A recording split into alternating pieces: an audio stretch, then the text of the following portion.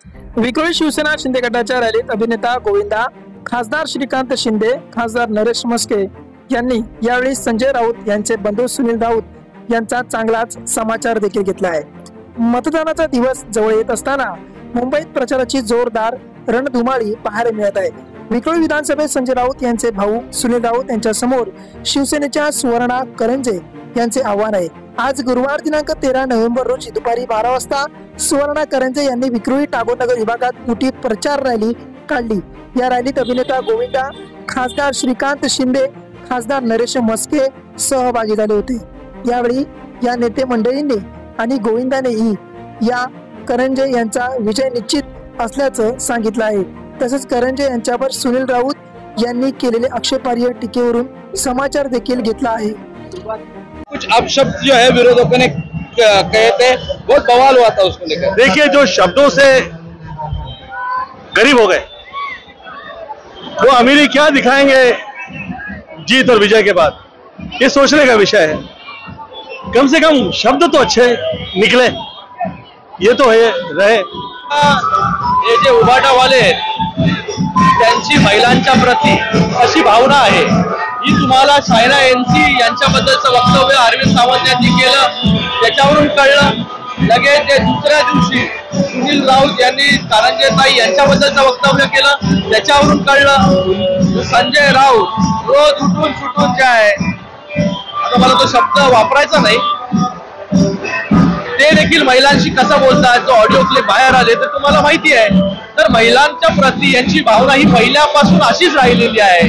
महिलांना वागणूक जे त्यांनी अशीच दिलेली आहे। मला सगळ्या लाडक्या बहिणींना आवाहन करायचं आहे, हा अपमान जो आहे हा फक्त सायना एनसी किंवा कारंजेताई यांचा नाहीये, हा अपमान प्रत्येक महिलेचा आहे।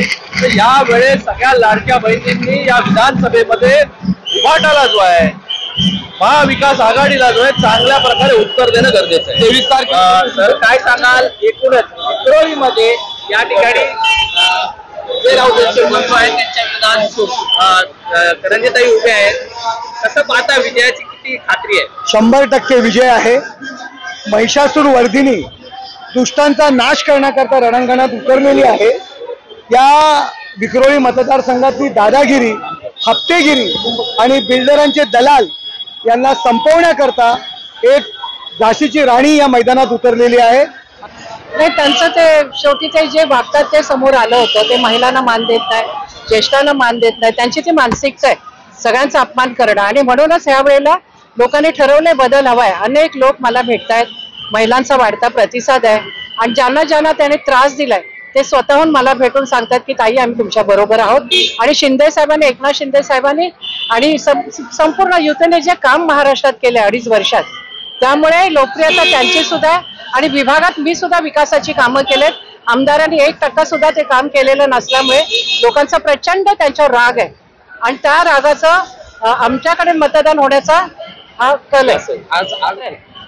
श्रीकांत शिंदे साहेब आमचे राजपुत्र आहेत, मुख्यमंत्री साहेबांचे सुपुत्र असून सुद्धा त्यांच्याकडे अजिबात कुठला माज नाही।